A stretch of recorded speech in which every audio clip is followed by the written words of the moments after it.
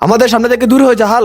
দেখছিস না আমাদের বাইক তোর ভাঙা সাইকেল, তোর জন্য আমাদের ইজ্জত নষ্ট হয়, তোর সাথে আমরা বন্ধুত্ব রাখতে পারবো না। হায় রে জীবন, টাকা না থাকলে একসময় বন্ধুরাও খোটা দেয়। আজ আমাকে সবাই দূরে সরিয়ে দিল, একদিন আমি তাদের থেকেও বড় হয়ে দামি বাইক চালাবো। স্যার, এই বাইকটার দাম কত? আমার এমন বাইক কেনার শখ। হা হা হা, গরিব, এই বাইকটির দাম 25 লাখ টাকা। তোর মতো গরিবদের জন্য এই বাইক নয়। আজকে সবাই আমাকে অপমান করছে, কারণ আমার কাছে টাকা নেই, বাইক নেই, সুন্দর একটি বাড়ি নেই, কিন্তু আমাকে ধনী হতেই হবে। সবাই সাবস্ক্রাইব করো। স্যার, আমিও রেসলিং করতে চাই, প্লিজ আমাকে নেক্সট ফাইটের জন্য প্রস্তুত করে দিন। ঠিক আছে হাল্ক, কিন্তু মনে রেখো থানোস একজন ভয়ঙ্কর ফাইটার।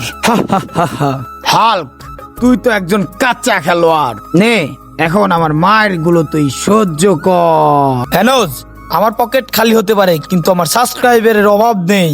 আজ তোকে হারিয়ে আমি ডাব্লিউডাব্লিউ চ্যাম্পিয়ন হয়ে যাব। এই ম্যানেজার, এই পুরো শোরুমটা আমি কিনে নিয়েছি, এখন তুই চাকরি থেকে বেরো। আমাকে মাফ করে দেন হাল্ক স্যার, আমার পেটে লাথি মেরেন না।